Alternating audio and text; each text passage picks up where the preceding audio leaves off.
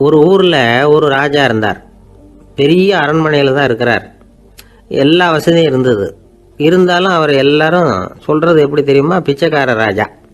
அப்படி ஒரு பேர் அவருக்கு நிலைச்சி போச்சு. ஜனங்களும் சரி, மற்ற தேசங்களில் உள்ளவங்களும் சரி, அவர் அந்த பேர் சொல்லியே குறிப்பிடுறது வழக்கமாக போட்டுது. இது அவருக்கு ரொம்ப கவலையாக போச்சு. என்ன இது, நம்மளை தேடி வர்றவங்களுக்கெல்லாம் நாம் சோறு போடுறோம். நம்ம புகழ்ந்து பாடல் ஏற்றி கொண்டு வர்ற புலவர்களுக்கெல்லாம் அவங்க எப்படி வந்தாலும் ஒருவேளை சோறு போடணுங்கிறது உத்தரவு. இவ்வளவுலாம் செஞ்சும் நம்மளை போய் பிச்சைக்கார ராஜான்னு எல்லாரும் சொல்கிறாங்களே, அது ஏன்? எதுக்காக அப்படி சொல்கிறாங்க?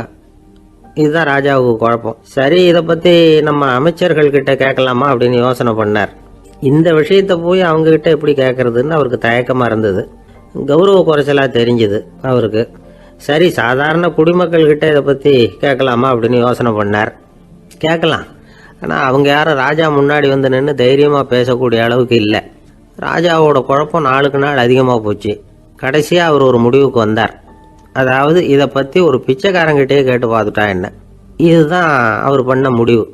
உடனே மாறு வேஷம் போட்டுக்கிட்டு நகரவலம் போனார். ஒரு பிச்சைக்காரனை கண்டுபிடிச்சார். இதை பாருப்பா, நம்ம ராஜாவை எல்லாரும் பிச்சைக்கார ராஜான்னே சொல்கிறாங்களே, அதுக்கு என்ன காரணமாக இருக்கும் அப்படின்னு கேட்டார். அதுக்கு அவன் சொல்கிறான், இதுக்கான பதிலை இன்னும் ஒரு 30 நாளில் சொல்கிறேன் அப்படின்னா. உடனே இவருக்கு சந்தோஷம். உண்மையை அவங்ககிட்ட சொன்னார். நான் வேற யாரும் இல்லை, நான் தான் இந்த நாட்டு ராஜா.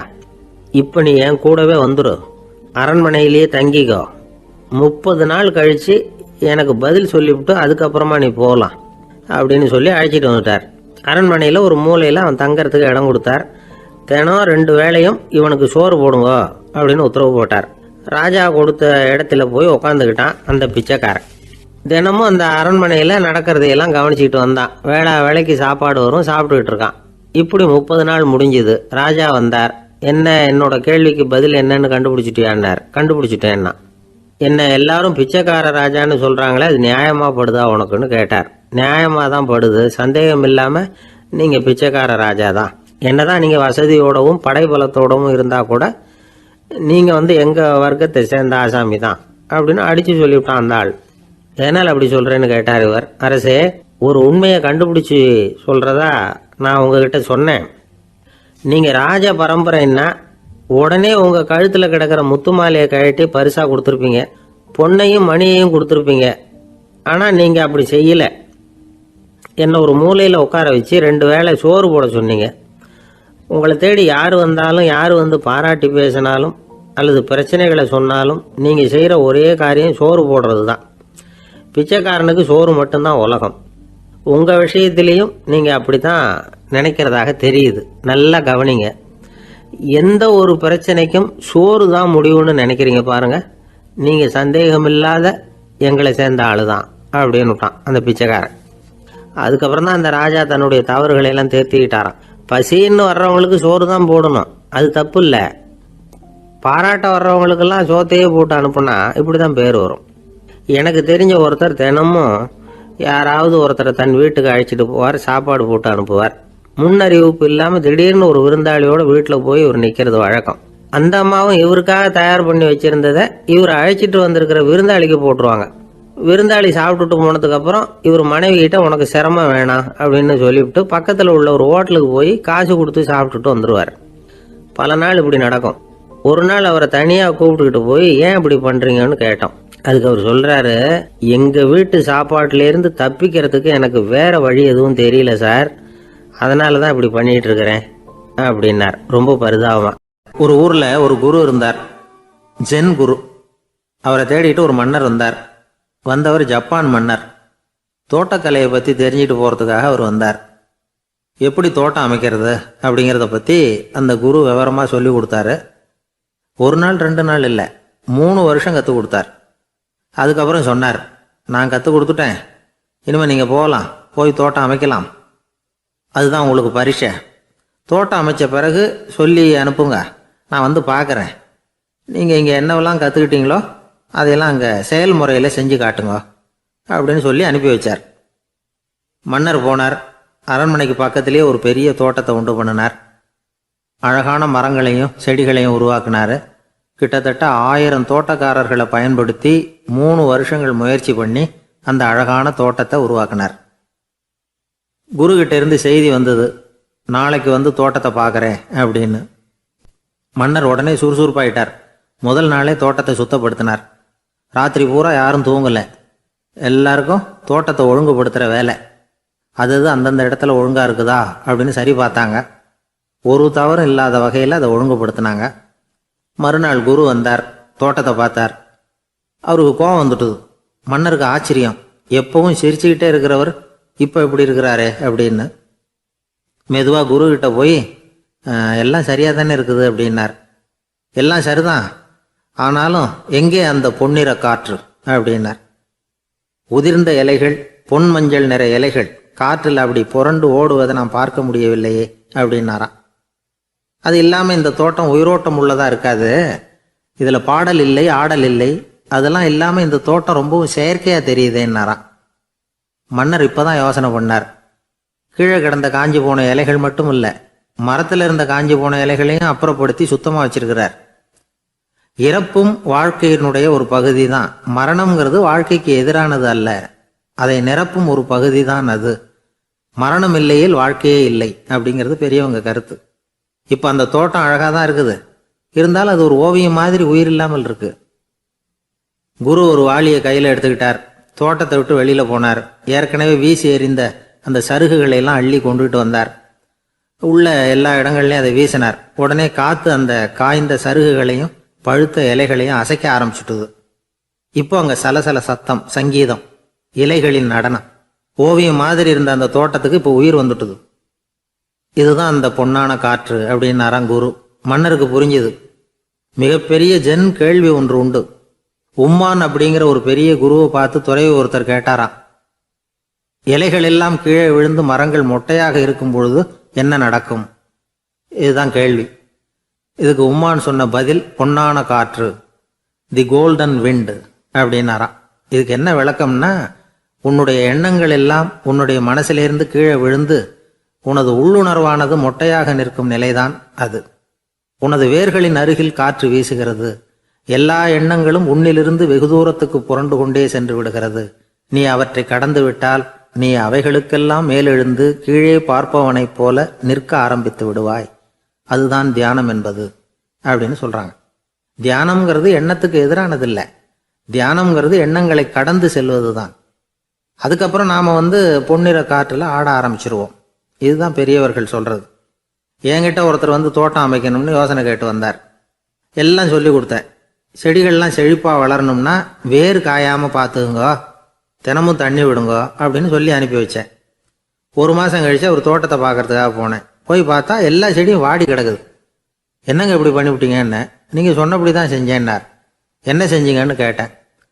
வேறு காயாமல் பார்த்துக்க சொன்னீங்க, தினமும் ஒரு தடவை எல்லா செடியையும் ஒவ்வொன்றா பிடுங்கி பார்த்து வேறு காயாமல் இருக்கா அப்படின்னு பார்த்துட்டு அதுக்கப்புறம் தண்ணி பாய்ச்சனே, அவ்வளவுதான் அப்படின்னு. ஆந்திர நாட்டில் ஒரு அரசர் இருந்தார். அந்த அரசர்கிட்ட ஒரு அமைச்சர் இருந்தார். அந்த அமைச்சர் பேர் ராயண பாஸ்கர். அவர் ஒரு பெரிய அறிவாளி. அது மட்டும் இல்லை, மிகச்சிறந்த கொடையாளி. யார் எது கேட்டாலும் இல்லைன்னு சொல்ல மாட்டாராம்.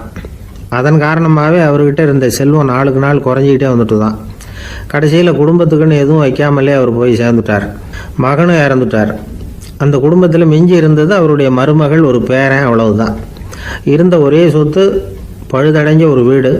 அந்த அம்மா மற்ற வீடுகளில் வேலை செஞ்சு தன்னுடைய பிள்ளைய படிக்க வச்சுக்கிட்டு வராங்க. அந்த புள்ள ஒரு பெரிய வள்ளலுடைய பேரன்கிறது அந்த பள்ளி வாத்தியார்களுக்கும் தெரியும். அதனால் அவங்களும் இவங்ககிட்ட கொஞ்சம் அன்பாகவும் அக்கறையாகவும் பழகி பாடம் சொல்லி கொடுத்துக்கிட்டு இருக்கிறாங்க. ஒரு நாள் ஒரு புகழ்பெற்ற கவிஞர் ஒருத்தர் அந்த பள்ளிக்கூடத்துக்கு வந்திருக்கிறார். ஆசிரியர்கள்கிட்ட பேசிக்கிட்டு இருந்தப்போ ஒரு செய்தியை சொன்னாராம். ராயண பாஸ்கருங்கிற வள்ளல் எனக்கு நிறைய உதவிகள் செஞ்சிருக்கார், என்னை பாராட்டி பரிசுகள்லாம் கொடுத்துருக்கிறார். அந்த வள்ளல் வாழ்ந்த கிராமத்தை பார்க்கணுங்கிறதுக்காக தான் இப்போ இங்கே வந்திருக்கிறேன் அப்படின்னாராம். ஆசிரியர் உடனே இந்த பையனை கூப்பிட்டு, இதை பாருங்கள், இவன் யார் தெரியுமா? நீங்கள் குறிப்பிடுகிற அந்த வள்ளலின் பேரன் அப்படின்னு அறிமுகப்படுத்தினாராம். கவிஞரின் கண்களில் ஆனந்த கண்ணீர். அந்த பரவச நிலையிலேயே அந்த வள்ளலை பற்றி கவி பாட ஆரம்பிச்சுட்டாராம். இந்த சின்ன பையன் அதை கேட்டிருக்கிறான். உடனே என்ன பண்ணான் தெரியுமோ, தன் கையில் அணிஞ்சிருந்த ஒரு பொன் வளையலை கழட்டி அந்த கவிஞருக்கு பரிசாக கொடுத்துட்டானான். எல்லாருக்கும் ஆச்சரியம். தாத்தா இருக்கும் நிலையில் கொடுத்தார், பேரன் இல்லாத நிலையிலையும் கொடுக்குறான். பையனை எல்லாரும் பாராட்டினாங்களாம். இருந்தாலும் அவனுக்குள்ள ஒரு பயம் எதுவும் ஆரம்பமாச்சு. பள்ளிக்கூடம் விட்டு வீட்டுக்கு வரும்பொழுது அந்த பயம் இன்னும் அதிகமாயிட்டுது. அம்மா என்ன சொல்லுவாங்களோ தெரியலையே, ஏதோ திடீர்னு தோணிச்சு வளையல கட்டி கொடுக்கணும்னு கொடுத்துட்டோம். குடும்பம் இருக்கிற நிலையில் இப்படி நான் செஞ்சது தப்பா? வீட்டு செலவுக்கே அம்மா எவ்வளவு கஷ்டப்படுறாங்க, வீட்டுக்கு போனதும் என்ன நடக்குமோ தெரியலையே அப்படின்னு நினச்சி பயந்துக்கிட்டே அவன் வீட்டுக்குள்ளே அடி எடுத்து வைக்கிறான். அம்மா கூப்பிட்டு சாப்பாடு போட்டாங்க. அவங்க கண்ணில் படக்கூடாதுங்கிறதுக்காக ஒரு கையை பின்னாடி மறைச்சிக்கிட்டே இருந்தான். அம்மா இதை கவனிச்சிட்டாங்க. ஏய், உன் கையை ஏன் அப்படி வச்சிருக்கிற, உன் கைக்கு என்னாச்சு, ஏதாவது அடிபட்டு போச்சா அப்படின்னு கேட்டுக்கிட்டே கையை எடுத்து பார்க்குறாங்க. வளையல காணலை. வளையல் எங்கே அப்படின்னு கேட்குறாங்க. இவன் தயங்கிக்கிட்டே நடந்ததை சொல்கிறான். அதை கேட்டதும் அந்த அம்மாவோட முகம் கோபத்தால் சவுந்து போச்சான். முட்டாளே, என்ன காரியம் பண்ண அப்படின்னு கன்னத்தில் அரைஞ்சிட்டாங்களாம். அம்மா, என்னை அடிக்காத, ஏதோ தெரியாமல் தப்பு பண்ணிட்டேன் அப்படின்ட்டுருக்கான். மகனே, வளையலை கொடுத்ததுக்காக நான் உன்னை அடிக்கலை அப்படிங்க, பின்ன எதுக்கு அடித்தேன்னு கேட்டிருக்கான். உன் பாட்டனார் ஒரு பெரிய வள்ளல், அவர் எதையும் பாதி வேலையை செய்யறதில்ல, அவருடைய பேரை நீ அரைகுறை வேலை செஞ்சுட்டு வந்திருக்கிற அப்படின்னாங்களாம். என்னம்மா சொல்கிறேன்ருக்கான். நீ ஒரே ஒரு வளையலை மட்டும்தானே கட்டி கொடுத்துருக்குற, கொடுக்குறதா இருந்தால் ரெண்டையும் சேர்த்துல கொடுத்துருக்கணும், அதுதானே உங்கள் தாத்தாவுக்கு பெருமை அப்படின்னாங்களாம். அம்மா, தெரியாமல் இப்படி செஞ்சுட்டேன், உங்கள்கிட்டையும் அரை வாங்கிட்டேன் அப்படி இப்படின்னு அவன் சொல்லியிருக்கிறான். இப்போ அம்மா கொஞ்சம் இருங்க, அந்த கவிஞர் இன்னைக்கு நம்ம ஊரில் தான் தங்கியிருப்பார், நாளைக்கு காலையில் தான் அவர் எங்கே இருக்காருன்னு விசாரித்து இன்னொரு வளையலையும் கொடுத்துட்றேன் அப்படின்ட்டுருக்கான். மகனே, நல்ல செயல்களையெல்லாம் நாளைக்குன்னு ஒத்தி போடாத, நாளைக்கு என்ன நடக்குங்கிறது யாருக்கு தெரியும், இப்போவே போ, எங்கே இருக்காருன்னு பாரு அப்படின்ட்டுருக்காங்க. மகன் புறப்பட்டான். பள்ளி ஆசிரியர்கிட்ட போய் கேட்டானா அந்த கவிஞர் எங்கே இருக்காருன்னு. அவர் சொன்னாராம். உடனே போய் அவர் இருக்கிற இடத்துல கதவை தட்டியிருக்கான். ராத்திரி நேரத்தில் இவனை கண்டதும் அவருக்கு ரொம்ப ஆச்சரியம். இவன் இன்னொரு கை வளையலையும் எடுத்து நீட்டியிருக்கான். அவர் திகைச்சு போய் நிற்கிறார். அவரால் என்ன பண்ணுறதுன்னே தெரியல. ஆனந்த கண்ணீர். இது பெரியவர்கள் கூற கேட்ட ஒரு வரலாறு. இன்னைக்கு இப்படிப்பட்டவங்களை பார்க்க முடியுமா? வறுமை வள்ளல் தன்மையை ஒன்று செய்து விடாதுங்கிறதுக்கு இது ஒரு உதாரணம். ஒருத்தன் இன்னொருத்தனை பார்த்து கேட்டானா, எங்கள் தாத்தா உங்கள் தாத்தாவுக்கு 100 ரூபா கடன் கொடுத்துருக்கிறார், அதை எப்போ திருப்பி கொடுக்க போகிறேன்னு. கவலைப்படாத, எங்கள் பேரன் அதை உங்கள் பேரன்ட்ட திருப்பி கொடுத்துருவான் அப்படின்னு அவன். ஒரு ராஜா இருந்தார். நாடு பூராவும் நிறைய மரங்களை நட்டு வளர்க்கணுங்கிறது அவரோட ஆசை. தானே அதுக்கு முன்மாதிரியாக இருக்கணும்னு நினைச்சார். அரண்மனையை சுற்றி மரங்களை நட்டு வளர்த்தார். இதை பார்த்துட்டு ஜனங்களும் அவங்கவுங்க வீட்டை சுற்றி மரக்கன்றுகளை நட்டு வளர்த்தாங்க. கொஞ்ச காலத்தில் ஊர் பூரா பசுமையாக மாறிச்சு. எல்லாருக்கும் சந்தோஷமாக இருந்தது. இது ஒரு பக்கம் இருக்கட்டும். இப்போ நான் சொல்ல போகிற கதை வேற. அதாவது, அந்த ராஜா ஒரு நாள் தன்னுடைய அரண்மனையை சுற்றி இருக்கிற விதவிதமான மரங்களை எல்லாம் போய் பார்த்தார். எப்படி இருக்கிறீங்க அப்படின்னு ஒவ்வொரு மரத்துக்கிட்டையும் விசாரிச்சாராம். எந்த மரமும் சந்தோஷமாக இருக்கிறதா தெரியல. அதுக்கும் மனசில் ஒரு குறை. முதல்ல ஆலமரத்துக்கிட்ட போனார். அது சொல்லிச்சு, மண்ணா, நான் நல்லா பெருசாக வளர்ந்துருக்கிறேன், அடர்த்தியாக இருக்கிறேன், கிளையெல்லாம் 4 பக்கமும் நல்லா படர்ந்து தான் இருக்குது, இருந்தாலும் எந்த பிரயோஜனமும் இருக்கிறதா தெரியல எனக்கு. என்னுடைய பழம்லாம் ரொம்ப சின்னதாக இருக்குது, என் கண்ணுக்கு சரியாக புறப்பட மாட்டேங்குது. நான் இருக்கிற சைஸுக்கு என்னுடைய கிளையில் இருக்கிற பழம்லாம் எவ்வளவு பெருசாக இருக்கணும், அது இத்தினூண்டு இருக்கிறது எனக்கு பெரிய அவமானமாக இருக்குது. இப்படி இங்கே நின்றுக்கிட்டு இருக்கிறதே ரொம்ப கூச்சமாக இருக்குது. ஒரு நல்ல புயல் வந்ததுன்னா பேசாமல் சாஞ்சு விடலாமான்னு பார்க்குறேன் அப்படின்னு புலம்புது ஆலமரம். சரி, இருக்கட்டும்னு நினச்சிக்கிட்டு ராஜா அடுத்தபடியாக ஒரு அத்தி மரத்துக்கிட்ட போனார். அதுவும் புலம்ப ஆரம்பிச்சுட்டுது. நான் கூட பெரிய மரம் தான், இல்லை இலையெல்லாம் அழகாக தான் இருக்குது, பழம் அழகாக இருக்குது, இருந்தாலும் உள்ள விஷயம் இல்லையே, அத்தி பழத்தை புட்டு பார்த்தா அத்தனையும் சொத்தை அப்படின்னு பழமொழியே உண்டாயிட்டுதே, இப்படி ஒரு கெட்ட பேரோட நான் இருக்கணுமா அப்படின்னு புலம்புது அது. சரி, இது இருக்கட்டும் அப்படின்னு சொல்லி அடுத்தபடியாக வேப்ப மரத்துக்கிட்ட போனார். அது தன்னுடைய வேதனையை வெளியிட்டது. எனக்கு எவ்வளவோ மருத்துவ குணங்கள்லாம் இருக்கிறதா சொல்லிக்கிறாங்க, இருந்தாலும் என்ன பிரயோஜனம், என்னுடைய பழத்தை மனிதர்கள் யாரும் விரும்பி சாப்பிட்றது இல்லையே அப்படின்னுது. ராஜா அடுத்தாப்புல இருந்த ஒரு பனை மரத்துக்கிட்ட போனார். நான் நல்லா உயரமாக தான் வளர்ந்துருக்கிறேன், மற்ற மரங்கள்லாம் என்னை அண்ணாந்து தான் பார்க்கணும், இருந்தாலும் என்கிட்ட நிழலுக்காக யாரும் ஒதுங்கிறது இல்லையே அப்படின்னுது. என்ன இது, எல்லா மரமும் இப்படி திருப்தி இல்லாமல் இருந்துகிட்டு இருக்குதே அப்படின்னு நினச்சிக்கிட்டே ராஜா அடுத்தபடியாக அங்கே இருந்த ஒரு பைன் மரத்துக்கிட்ட போனார். அழகாக உயரமாக பசுமையாக தான் இருந்தது, ஆனால் பழமோ பூவோ கிடையாது. அதை நினச்சி அது வருத்தப்பட்டுக்கிட்டு இருக்குது. ஓக் மரம் அது ஒன்று நின்றுட்டு இருந்தது. அது என்ன சொல்லிச்சுன்னா, இலையுதிர் காலத்தில் என் மேலே இருக்கிற எல்லா இலைகளும் உதிர்ந்து போடுது, முடி கொட்டின மனிதர்கள் மாதிரி மொட்டையாக நான் நிற்க வேண்டி இருக்குது, என்ன வாழ்க்கை இது அப்படின்னு சொல்லி அழுத்துக்கிட்டது.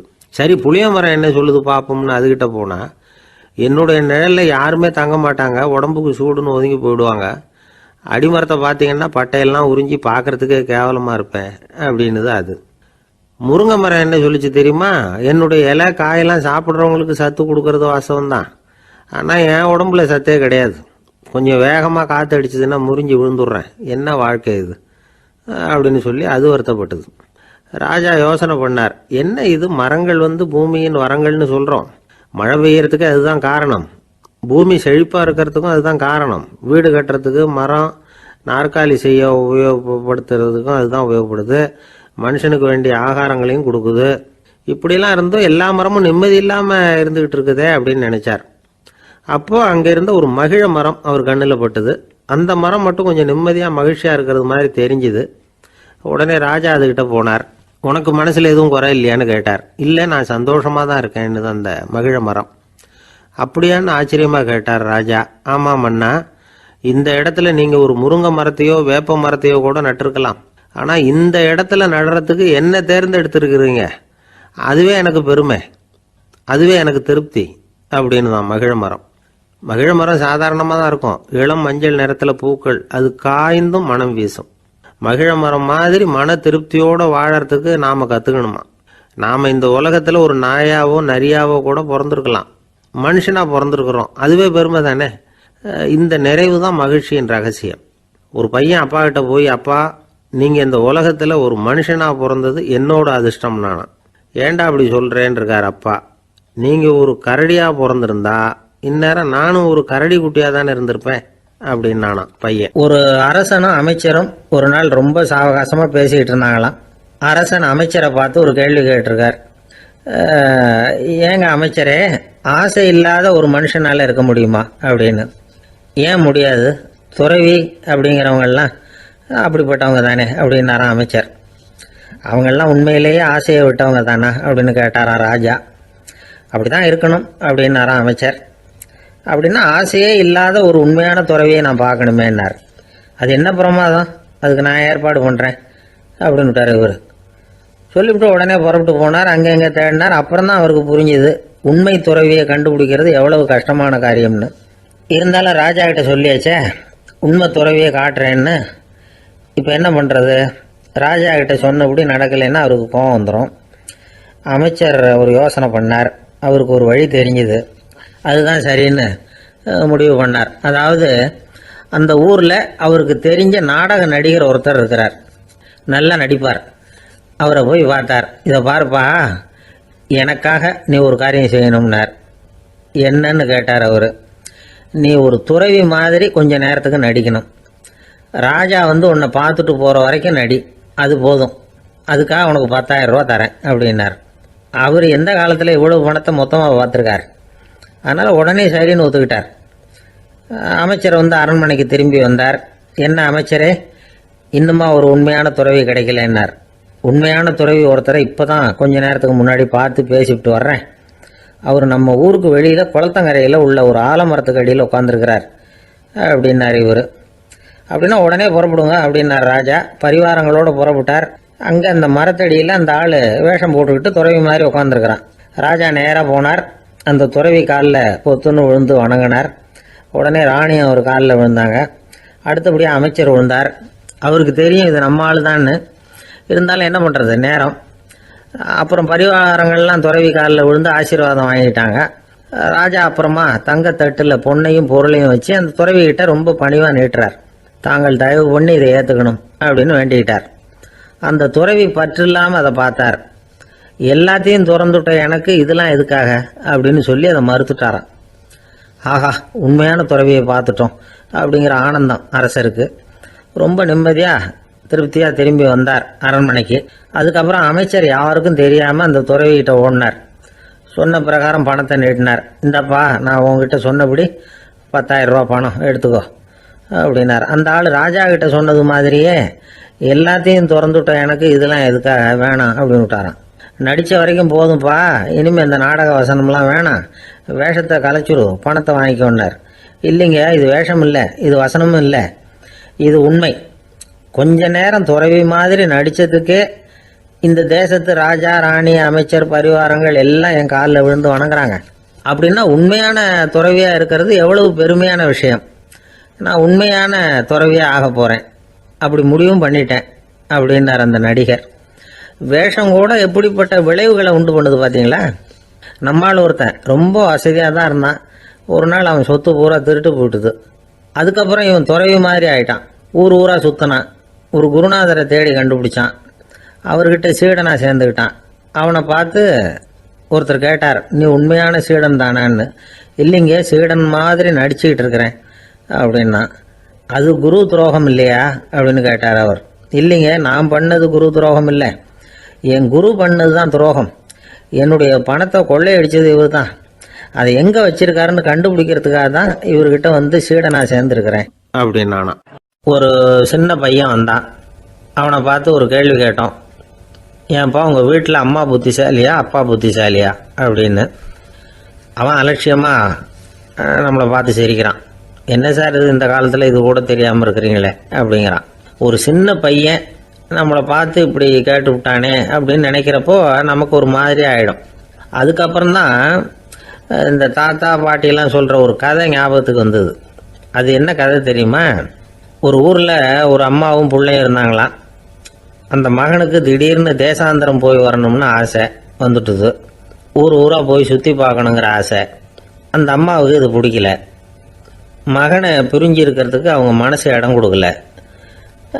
வேணாப்பான்னு சொல்லி பார்த்தாங்க, அவன் கேட்கல. திடீர்னு புறப்படவும் செஞ்சுட்டான். சரி, இனிமேல் அவனை தடுக்க முடியாதுன்னு முடிவு பண்ணிக்கிட்டாங்க அந்த அம்மா. இருந்தாலும் புத்திசாலித்தனமாக ஒரு யோசனை பண்ணாங்க. மகனை கிட்டத்தில் கூப்பிட்டாங்க. அவங்ககிட்ட சொன்னாங்க, இதை பாருப்பா, நீ தேசாந்திரம் போகிறதுன்னு தீர்மானம் பண்ணிவிட்ட, அதை நான் தடுக்கலை, போயிட்டு வந்துடும். ஆனால் போகிறதுக்கு முன்னாடி எனக்கு ஒரு வாக்குறுதி கொடுத்துட்டு போ அப்படின்னாங்க. போகிறப்போ ராத்திரியாக இருந்தாலும் பகலாக இருந்தாலும் சரி, புளிய மரத்து நிழலில் தான் தங்கணும். திரும்பி வர்றப்போ இரவும் பகலும் நீ வந்து வேப்ப மரத்து நிழல்லே தங்கணும் அப்படின்னாங்க. சரி, அப்படியே செய்கிறேன்னு சொல்லி வாக்குறுதி கொடுத்தான் பையன். புறப்பட்டு போனான். போகிற வழியில் புளிய மரத்து நிழல்லே தங்கினான், தூங்கினான். அப்படி போய்கிட்டே இருந்தான். 7வது நாள் அவன் உடம்பு சுகமில்லாமல் போயிட்டுது. ரொம்பவும் பலவீனமாயிட்டான். இனிமேல் நடக்க முடியாதுங்கிற நிலைமை வந்துட்டுது. யோசிச்சு பார்த்தான். சரி, இதுக்கு மேலே வந்து போக வேண்டாம் அப்படின்னு முடிவு பண்ணிட்டு திரும்பி வர ஆரம்பிச்சிட்டான். திரும்பி வர்றப்போ வழியில் வேப்ப மரத்து நிழல்லையே தங்கி தங்கி வந்தான். நாளுக்கு நாள் உடம்பு சரியாக வந்துட்டுது. 7வது நாள் வீட்டுக்கு வந்து சேர்றான். உடம்பு பழையபடியே கலகலப்பாயிட்டுது. பூரண சுகம். தேசாந்திரம் போன பையன் திரும்பி வந்துட்டானே அப்படின்னு அந்த அம்மா ஆச்சரியப்படலை. ஏன்னா அவங்களுக்கு தெரியும் இப்படி ஆகும்னு. பையன் சீக்கிரமாக திரும்பி வரணுங்கிறதுக்காக தான் அவங்க அந்த யோசனையை சொன்னாங்க. என்ன விஷயங்கிறதையும் அவங்களே சொன்னாங்க. மகனே, புளிய மரத்து நிழல் உடம்புக்கு உஷ்ணத்தை கொடுக்கும், சீக்கம் உண்டாக்கும். அதனால் நீ வந்து தொடர்ந்து புளிய மரத்து நிழலில் தங்கினாவே நோய்க்கு வந்து ஆளாயிட்ட. அதனால் பயணத்தை வந்து முடிச்சுக்கிட்டு திரும்பி வரணுங்கிற முடிவுக்கு வந்துட்ட. திரும்பி வர்றப்போ நீ தங்கினது வேப்ப மரத்து நிழல். அது உடம்புக்கு வந்து குளிர்ச்சியை தரக்கூடியது, நோயை தீர்க்கக்கூடியது. அதனால் சுகமாக வீட்டுக்கு வந்து சேர்ந்துட்ட. உன்னோட தேசாந்திர பயணத்தை தடுக்கிறதுக்காக தான் இப்படி பண்ணினேன் அப்படின்னாங்களாம் அந்த அம்மா. பார்த்தீங்களா அம்மாவோட புத்திசாலித்தனத்தை? அப்பாவாக இருந்தால் இப்படியா பண்ணுவார்? ஒரு அப்பா வந்து பையன்கிட்ட 10 ரூபா கொடுத்து இதை எடுத்துக்கிட்டு அடுத்த ஊருக்கு போய் அங்கே இருக்கிற மாமா கிட்ட இதை கொடுத்துட்டு வாடா, வழியில் எங்கேயாவது மரத்தடியில் படுத்து தூங்கி விடாதே அப்படின்னு எச்சரிக்கை பண்ணி அனுப்புனாராம். பையனுக்கு எச்சரிக்கையாக வாழறது எப்படிங்கிறத கற்றுக் கொடுக்கறதுக்காக இப்படி பண்ணார். அவன் பணத்தை வாங்கிக்கிட்டு போனான். அப்பா சொன்னதை மறந்துட்டு ஒரு மரத்தடியில் படுத்து தூங்கிட்டான். அவனுக்கு தெரியாமல் அவன் பின்னாடியே போன அப்பா அவன் கையில் இருந்த அந்த 10 ரூபாயை நைஸாக எடுத்துகிட்டு வந்துட்டார். அவன் பையில் தானே வச்சுருந்தான், அது தெரியாமல் எடுத்துகிட்டு வந்துட்டார். அவன் தூங்கிக்கிட்டு இருக்கான். எடுத்துகிட்டு ஒரு மறுபடியும் வீட்டுக்கு வந்துட்டார். பையன் முழிச்சுக்கிட்டு பையை தடவி பார்க்குறான், பணத்தை காணும். அழுதுகிட்டே திரும்பி வந்தான். அப்பா கிட்ட விஷயத்த சொன்னான். அப்பா சிரிச்சுக்கிட்டே சொன்னார், அதுக்கு தான்ப்பா ஆரம்பத்திலேயே எச்சரிக்கை பண்ணினேன், இனிமேலாவது நீ ஜாக்கிரதையாக இருக்கணும் அப்படிங்கிறதுக்காக தான் இப்படி பண்ணினேன். அந்த பணம் எங்கேயும் போயிடலை, நான் தான் அதை உனக்கு தெரியாமல் எடுத்து வச்சிருக்கிறேன். இதோ பாரு அப்படின்னு சொல்லிக்கிட்டு சைடு பாக்கெட்டில் கையை விட்டா அது ஓட்டையாக இருக்குது. அதை எவனோ ஏற்கனவே கத்திரிச்சு எடுத்துகிட்டு போயிட்டான். இப்போ அப்பா முகத்தில் அசடு வழிஞ்சது. ஒருத்தர் ரொம்ப அவசரமாக வந்தார். சார், மனுஷன் நிம்மதியாக இருக்கிறதுக்கு என்ன வழின்னு கேட்டார். சீக்கிரமாக ஒரு கல்யாணத்தை பண்ணிங்க, எல்லாம் சரியாக போடும் அப்படின்னோம். அவர் ஒரு மாதிரியாக பார்த்தார். ஏற்கனவே எனக்கு கல்யாணம் ஆயிட்டுது சார், அதனால தானே நிம்மதியாக இருக்கிறதுக்கு வழி கேட்குறேன் அப்படின்னார். சரி, இவர் ஒரு மாதிரியான கேஸ் அப்படின்னு நினச்சிக்கிட்டு நம்மகிட்ட இருந்த ஒரு சின்ன புத்தகத்தை அவர்கிட்ட தூக்கி கொடுத்தோம். இதை படித்து பாருங்கன்னு. கல்யாணத்துக்கு பிறகும் சந்தோஷமாக இருக்கிறதுக்கு என்ன வழி அப்படிங்கிற கேள்விக்கு அந்த புத்தகத்தில் விளக்கம் இருந்தது. கணவன் மனைவிக்குள்ள சிக்கல் வராமல் இருக்கிறதுக்கு அதில் சில வழிகளை சொல்லி கொடுத்துருக்குறாங்க. அதெல்லாம் என்னென்ன அப்படிங்கிறத இப்போ பார்க்கலாமா? குடும்பம்னு இருந்தால் கோபம் வரதான் செய்யும். அது வந்துட்டு போட்டும் பரவாயில்ல. ஆனால் அந்த கோபம் ஒரே நேரத்தில் 2 பேருக்கும் வந்துடாமல் பார்த்துக்கணும். ஒரு சமயத்தில் யாராவது ஒருத்தர் தான் கோபப்படணும், அடுத்தவங்க அமைதியாக இருக்கணும். அதுக்கப்புறம் இவர் அமைதியான உடனே அவங்க ஆரம்பிச்சிக்கலாம். கோபமாக ஏதாவது சொன்னால் உடனே கோபமாக பதில் சொல்லக்கூடாது. கொஞ்சம் பொறுத்து கோபம் தீர்ந்த உடனே அந்த பதிலை சொல்லலாம். அப்போ பதில் கோபமாக இருந்தால் கூட அது அவ்வளோ பெருசாக தெரியாது. அற்ப விஷயத்துக்கெல்லாம் காய்ச்சி மூச்சுன்னு கத்திட்டு இருக்கக்கூடாது. உங்கள் 2 பேருக்குள்ள ஒரு தர்க்கம் ஆரம்பமாயிட்டுதுன்னு வச்சுக்கோங்க. கடுமையாக 2 பேரும் விவாதம் பண்ணுறீங்க. உங்களில் ஒருத்தர் இதில் ஜெயிக்கணும்னா அது நீங்களாக இருக்க வேணாம், அடுத்தவங்க ஜெயிக்கிறதுக்கு நீங்கள் துணையாக இருங்களேன். அப்படின்னா நீங்கள் கொஞ்சம் விட்டு கொடுக்கணும், அவ்வளவுதான். ஏதாவது குத்தம் சொல்லணுமா, செஞ்ச தப்பை சுட்டி காட்டணுமா, விமர்சனம் பண்ணணுமா, பண்ணுங்க, வேணான்னு சொல்லலை. ஆனால் சொன்னதை அப்படி சொல்கிறத கொஞ்சம் அன்பாக இதமாக சொல்லுங்க. எப்போ நடந்த தவறுகளையெல்லாம் இப்போ போய் மறுபடியும் ஞாபகப்படுத்திகிட்டு இருக்க வேண்டாம். நான் அப்போவே சொன்னேன் இந்த புடவை வேணாம்னு, நீங்கள் தான் கேட்கல, இப்போ பாருங்கள் கிழிஞ்சு போச்சு இப்படின்னு கத்துனாங்க ஒரு அம்மா. எப்போ சொன்னீங்கன்னு கேட்டால் ஒரு 10 வருஷத்துக்கு முன்னாடி தீபாவளி சமயத்தில் அப்படிங்கிறாங்க. அது என்ன இன்னும் அப்படியே புதுசாகவே இருக்கும்? உங்களுக்கு அவர் தான் பெருசு, அவருக்கு நீங்கள் தான் பெருசு. அதை விட இந்த உலகத்தில் வேறு எதுவும் முக்கியம் இல்லைன்னு நினைக்கணும். நீ தான் என்னுடைய உலகம்னு எத்தனை தடவை சொல்லியிருப்பீங்க? அதெல்லாம் வெறும் வசனமாக போயிடக்கூடாது. ஏதாவது ஒரு பிரச்சனையை பற்றி கடுமையாக விவாதம் பண்ணிக்கிட்டு இருக்கீங்க, அதை அப்படியே பாதியில் விட்டுட்டு படுக்கைக்கு போயிடக்கூடாது. சொச்சத்தை நாளைக்கு பேசிக்கலாம்னு. அப்படி போனால் தூக்கம் வராது. பிரச்சனையை ஒரு முடிவு பண்ணிக்கிட்டு அதுக்கப்புறமா தூங்க போகணும். ஒரு நாளில் ஒரு தடவையாவது உங்கள் ஜோடியை பாராட்டி நல்ல விதமாக கனிவாக ஒரு வார்த்தை சொல்லணும் அப்படின்னு தீர்மானம் பண்ணீங்க. ஏதாவது தப்பு பண்ணிவிட்டீங்கன்னா பரவாயில்ல, அதை ஒத்துக்கிறதுக்கும் மன்னிப்பு கேட்கறதுக்கும் தயாராக இருக்கணும். அது ஒன்றும் கேவலம் கிடையாது. வீட்டுக்குள்ளே தானே கேட்க போகிறீங்க, வெளியில் யாருக்கு தெரிய போதும்? எப்படியோ உங்களுக்குள்ள ஒரு சமரசம் ஆனால் சார் தான். ஒரு தகராறுன்னு எடுத்துக்கிட்டால் குறைஞ்சபட்சம் அதுக்கு 2 பேர் தேவை. தனியாகவே உட்காந்துக்கிட்டு நான் இப்போ தகராறு பண்ணிகிட்டு இருக்கிறேன் அப்படின்னு யாரும் சொல்ல முடியாது. 2 பேர் தகராறு பண்ணுறாங்கன்னா பொதுவாக அந்த 2 பேரில் யார் அதிகமாக பேசுகிறாங்களோ அவங்க பேரில் தான் தப்பு இருக்கும். அதை மனசில் வச்சுக்கணும். இதெல்லாம் தான் அந்த புத்தகத்தில் போட்டிருக்கிற வழிமுறைகள். இவ்வளவும் சரியாக வரலைன்னா அப்புறமா சொல்லுங்கள், வேறு புத்தகம் ஏதாவது இருக்கான்னு தேடுவோம். ஒரு கணவன் தன்னுடைய மனைவியை அழைச்சிட்டு ஒரு மனோதத்துவ டாக்டர்கிட்ட வந்தாரா. டாக்டர், எங்களுக்கு கல்யாணம் ஆகி 30 வருஷ காலமாக நாங்கள் ஒரு விஷயத்தில் கூட ஒத்து போனதில்லை அப்படின்னு ஆரம்பித்தார். உடனே அந்த அம்மா குறுக்கிட்டு, அது 30 வருஷம் இல்லை 32 வருஷம் அப்படின்னாங்களாம். விவசாயிகள் அவங்க விவசாயம் முன்னேறி இருக்கிற அளவுக்கு விவசாயிகளுடைய வாழ்க்கை தரம் முன்னேறல. அந்த அளவுக்கு அவர்கள் நாட்டுக்காக உழைச்சிக்கிட்டு இருக்கிறாங்க. அந்த காலத்திலே அதை பற்றி ஒரு கதை சொல்றது உண்டு. ஒரு வயசான ஆள் நிலத்தில் ஏறு உழுதுகிட்டு இருந்தாராம். கிழிஞ்சு போன ஒரு சின்ன துண்டை தான் இடுப்பில் கட்டியிருந்தாராம். தலையில் ஒரு கந்தலை சுற்றி இருந்தார். உடம்பு பூரா சேரு, ரொம்ப ஏழை. ஏறு ஓட்டிகிட்டு இருக்கிறவர் வேற எப்படி இருப்பார்? இருந்தாலும் அந்த ஆள் ரொம்ப ஜாலியாக பாட்டு பாடிக்கிட்டே ஏறு உழுதுகிட்டு இருந்தாராம். உடம்புல தான் அவர் ஏழையை தவிர மனசில் ஒரு ஏழையா தெரியல. அந்த சமயத்தில் அந்த நாட்டு ராஜா அந்த பக்கமாக குதிரை மேலே வந்தாராம். வேட்டைக்கு போயிட்டு பரிவாரங்களோட திரும்பி வந்துகிட்டு இருக்கிறார். ரொம்ப செல்வ செழிப்புல இருக்கிற ராஜா அவர் இந்த வயசான விவசாயியை பார்த்துருக்கார். இந்த ஆள் ரொம்பவும் ஏழைங்கிறது அவர் பார்த்தாவே பளிச்சுன்னு தெரியுது. கட்டிக்கிறதுக்கு நல்ல துணி இல்லை, உடம்போ இழைச்சி போயிருக்குது, வயிறு முதுகுல போய் ஒட்டிக்கிட்டு இருக்கு, கண்ணு குழி விழுந்து போயிருக்குது. ஆனாலும் முகத்தை பார்த்தா சந்தோஷமா இருக்கிற மாதிரி இருக்கு. இவ்வளவு உற்சாகமா பாடிக்கிட்டு இருக்கிறாரே அப்படின்னு ஆச்சரியமா நினைச்சு பார்த்தார் அந்த ராஜா. சரி, அவர்கிட்ட கொஞ்சம் பேச்சு கொடுத்து பார்க்கலாம் அப்படின்னு முடிவு பண்ணார். ஐயா பெரியவரே, இப்படி கொஞ்சம் வர முடியுமான்னாராம். பொழுது போறதுக்குள்ள நான் இந்த வயல் பூரா உழவு ஓட்டி ஆகணும், அதனால பேசுறதுக்கு நேரம் இல்லை அப்படின்னாராம் அந்த பெரியவர். என்ன அவ்வளவு அவசரமா? மீதி இருந்தா நாளைக்கு உழுதக்கூடாதா? அது சரி, உனக்கு எத்தனை ஏக்கர் நிலம் இருக்கு அப்படின்னு விசாரிச்சிருக்கார் ராஜா. எனக்குன்னு சொந்தமா உள்ளங்கை அளவு கூட நிலம் கிடையாது. இது எங்க முதலாளியோட நிலம். இதை பூராவும் உழுது முடிச்சாதான் அவர் கூலி கொடுப்பார். நான் கூலிக்கு உழுதுகிட்டு இருக்கிறேன். உங்ககிட்ட பேசிக்கிட்டு இருந்தா அவருக்கு துரோகம் பண்ணது மாதிரி ஆயிடும் அப்படின்னாராம்.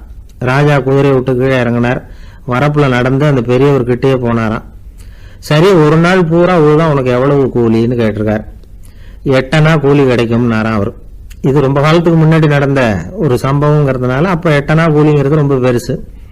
இருந்தாலும் அதுவும் அந்த ராஜாவுக்கு பெரிய கூலியா தெரியல. இவ்வளவுதானா, இதை வச்சுக்கிட்டு நீ எப்படி காலம் தள்ளுற அப்படின்னாராம். ஒன்னும் கவலை இல்லை அப்படின்னாராம் அவரு.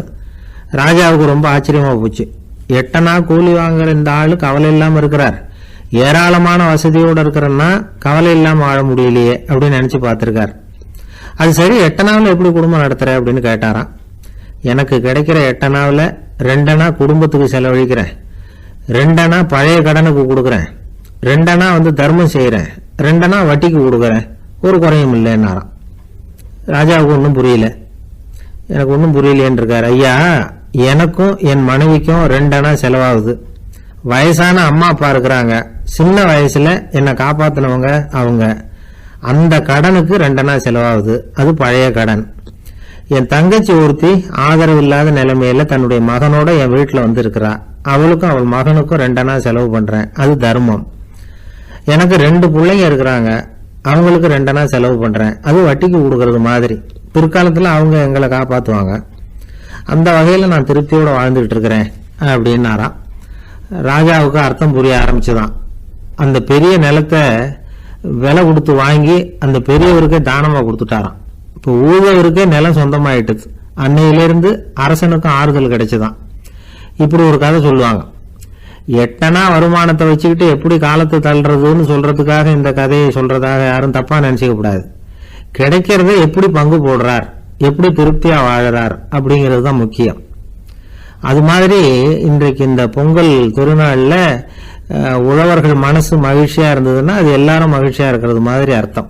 அதனால அவர்கள்ட்ட இருந்து நாம பாடம் கத்துக்கணும். சில உழவர்கள் தங்கள் நிலத்துல விளையறத தாங்கள் சாப்பிட மாட்டாங்க, அடுத்தவங்கள்ட்ட வித்துட்டு சந்தையில போய் வேற அரிசி வாங்கிட்டு வந்துதான் இவங்க சாப்பிடுவாங்க. அப்படிப்பட்ட விவசாயிகள்லாம் இது உண்டு. பங்கிடுகிற பண்பை உழவர்கள்ட்ட இருந்து கற்றுக்கொள்ளுங்கள் அப்படிம்பாங்க. ஒரு ஆள் நிம்மதியா மகிழ்ச்சியா இருந்தானா, உங்க நிம்மதிக்கும் மகிழ்ச்சிக்கும் என்ன காரணம்னு கேட்டிருக்காரு இன்னொருத்தர்.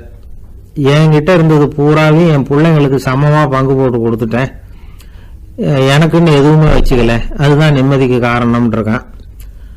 உங்ககிட்ட இருந்தது எவ்வளவு இருந்தது அப்படின்னு கேட்டிருக்காரு அவரு. மொத்தமா ஒரு 50,000 ரூபாய் இருக்கும் அப்படின்னு இருக்கான். அவ்வளவும் பணமாவே இருந்ததா அப்படின்னு கேட்டிருக்காங்க இவங்க. இல்லைங்க, அவ்வளவும் கடன், அததான் பிரிச்சு கொடுத்துருக்கேன் பிள்ளைங்க கிட்ட அப்படின்னு நானும். ஒரு ஊர்ல ஒரு மன்னன் இருந்தான், கொடுங்கோல் மன்னன். நிறைய தொந்தரவு பண்ணிக்கிட்டு இருந்தான். அவன் ஒரு தடவை என்ன பண்ணான் தெரியுமா? ஒரு தப்பும் பண்ணாத ஒரு இளைஞனை பிடிச்சி ஜெயிலில் அடைச்சுட்டான். அந்த பையனோட சொந்தக்காரங்கள்லாம் ராஜா கிட்ட போனாங்க. அவன் ஒரு தவறும் பண்ணலை, அவனை விடுதலை பண்ணுங்க அப்படின்னு கெஞ்சி கேட்டுக்கிட்டாங்க. மன்னன் யோசனை பண்ணான். அந்த இளைஞனை கூப்பிட்டுக்கிட்டு வர சொன்னான். அவனை கொண்டாந்து ராஜா முன்னாடி நிறுத்தினாங்க.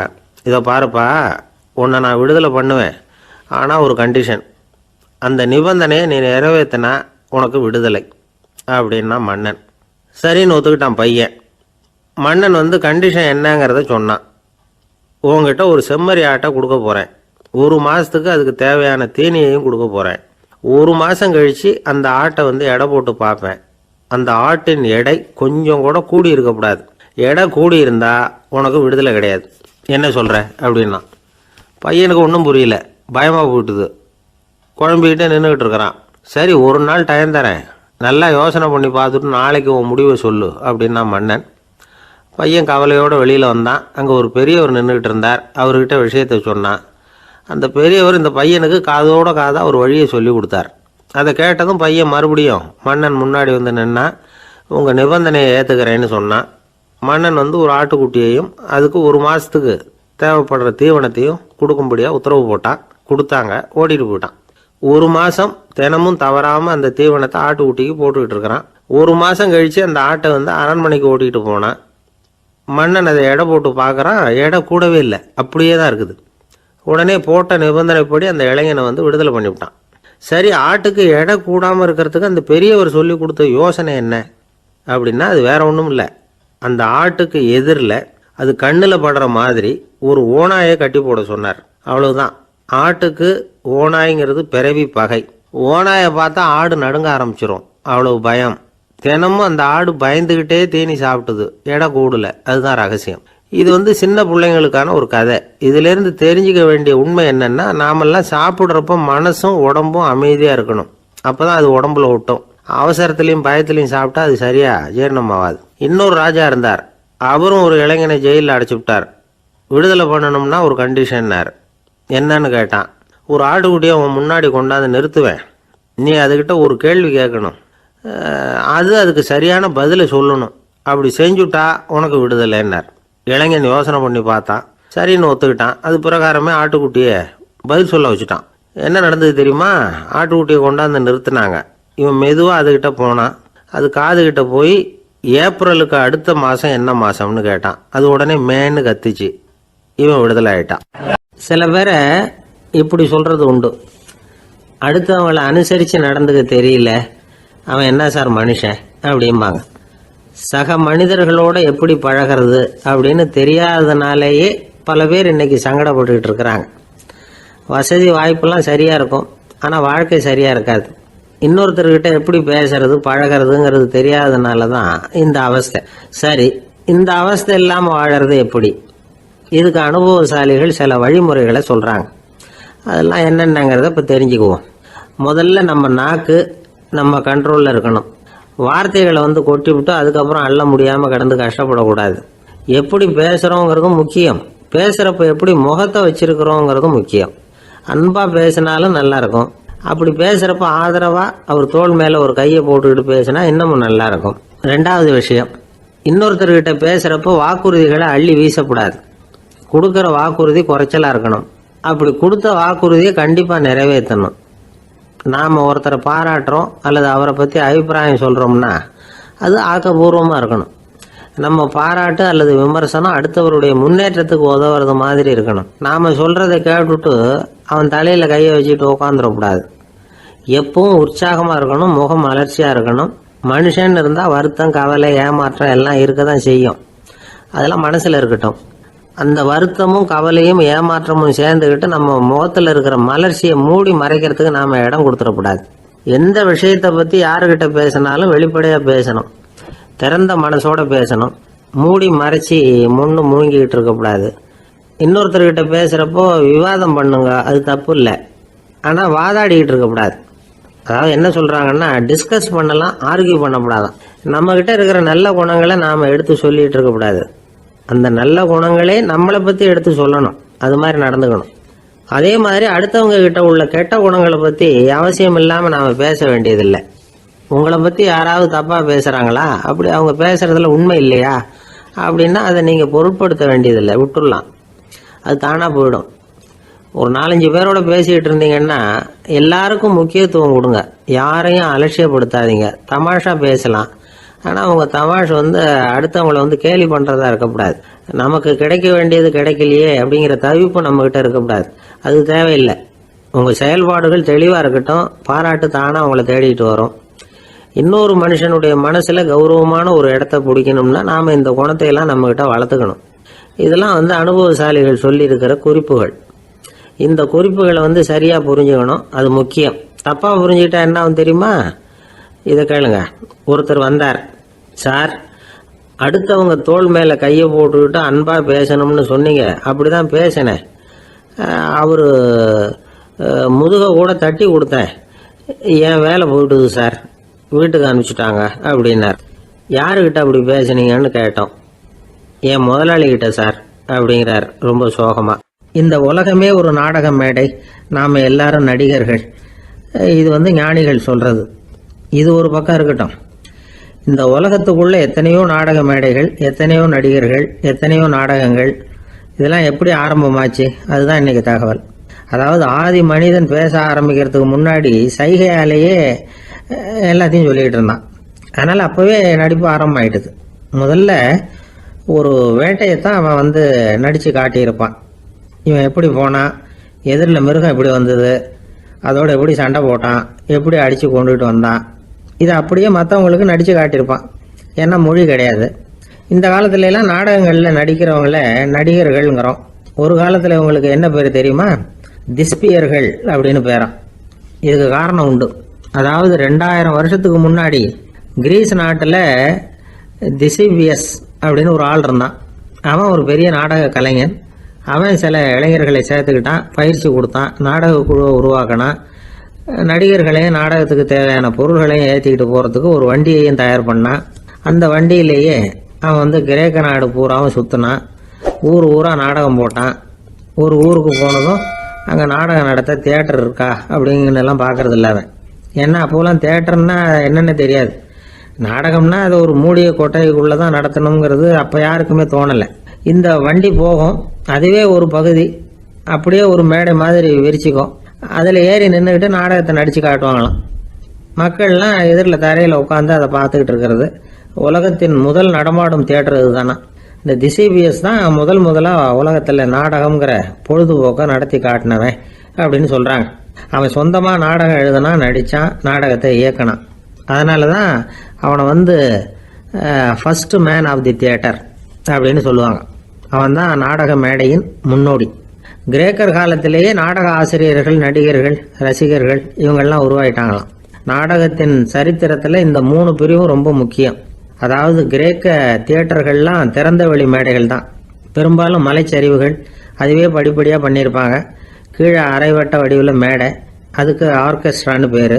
பிற்காலத்தில் இதில் உட்காந்து இசைக்குழுவினர் வாய்ச்சதுனால இசைக்குழுவுக்கே ஆர்கெஸ்ட்ராங்கிற பேர் வந்துட்டுது. இப்போ கிரேக்க தியேட்டர்களில் ஒன்று, அதோட காலம் கிமு 340. அதை இன்னமும் பாதுகாத்து வச்சிருக்கிறாங்களாம். எபிடாரஸ் அப்படிங்கிற இடத்துல அது இருக்குதான். இன்னமும் அந்த தியேட்டரை பயன்படுத்திக்கிட்டு வர்றாங்களாம். சிறந்த கிரேக்க நாடகங்கள்லாம் அங்கே நடிக்கிறாங்களாம். ஆரம்ப காலத்திலேயே கட்டணம் கிடையாது. அப்புறம் பின்னாடி தான் நுழைவு கட்டணம்லாம் அப்படியே வந்துட்டு தான். நடிகர்கள் பளபளப்பான ஆடைகள் உடுத்தியிருப்பாங்களாம். இந்த குதிகால் உயர்ந்த காலணிகள் போட்டிருப்பாங்களாம். இதெல்லாம் பழைய குறிப்புகள். பலவிதமான உருவங்களில் மாஸ்க் அப்படின்னு சொல்லப்படுற முகமூடி. அதனால் ஒரே நடிகர் பல வேடங்களில் நடிக்கிறது உண்டான். ஆரம்பத்தில் பெண் நடிகர்கள் கிடையாது, எல்லாம் ஆண் நடிகர்கள் தான். ரோமானியர்கள் தான் முதல் நிரந்தர நாடக மேடையை கட்டினவங்க. அதுதான் முதல் தியேட்டர். கிமு 1048 காலகட்டத்தில் பாம்பிங்கிற நகரத்தில் அதை கட்டியிருக்கிறாங்களாம். கிரேக்க ரோமானிய தியேட்டர்களின் அடிப்படையிலேயே இந்த இத்தாலிய வடிவ அமைப்பாளர்கள் இந்த குதிரை லாட வடிவில் ஒரு ஆடிட்டோரியத்தை உருவாக்கினாங்களாம். இப்படி அதை பற்றி நிறைய தகவல் இருக்குது. 1576 லண்டனில் இந்த வின்ஸ்பர்ரி, அப்புறம் இந்த பில்ட்ஸில், அப்புறம் ஜேம்ஸ் இப்படிங்கிற ஒரு முயற்சியால் தான் இங்கிலாந்தில் முதல் தியேட்டர் உருவாச்சான். அப்படி ஒருத்தர் இருந்தாராம். உலக நாடக மேடையின் வரலாறு இதுதான். அதாவது இப்பெல்லாம் அறிவியல் வளர்ச்சி அதிகமாயிட்டுது. திரைப்படம், தொலைக்காட்சி எல்லாம் வந்தாச்சு. ஒவ்வொரு வீடுமே ஒரு குட்டி தியேட்டர் மாதிரி ஆயிட்டுது. தொலைக்காட்சி முன்னாடி உட்காந்து எழுந்திருக்கவே மனசு வர்றதில்லை. ஒரு அம்மா ஒரு மனோதத்துவ டாக்டரை தேடிட்டு வந்தாங்களாம் இந்த காலத்தில். டாக்டர், எங்கள் வீட்டுக்காரர் எப்போ பார்த்தாலும் டிவி முன்னாடி உட்காந்துக்கிட்டு அதையே வெறிச்சு பார்த்துக்கிட்டு இருக்கிறார், உத்து பார்த்துக்கிட்டு இருக்கார், எனக்கு சந்தேகமாக இருக்குன்னாங்களாம். இது மனக்கோளாறு இல்லைங்க, ஆர்வக்கோளாறு, அவ்வளவுதான், இதுக்காக பயப்படாதீங்கன்னாராம் டாக்டர். அப்படி இல்லை டாக்டர், டிவி ஓடும் பொழுது நாம் எல்லாம் அதை பார்க்குறோம், சரி, ஆனால் அவர் அப்படி இல்லை, டிவியை நிறுத்தினதுக்கு அப்புறமா அதையே உத்து பார்த்துட்டு உட்காந்துருக்கிறார், அதனால தான் சந்தேகப்பட்டு உங்ககிட்ட வந்தேன் அப்படின்னாங்களாம்.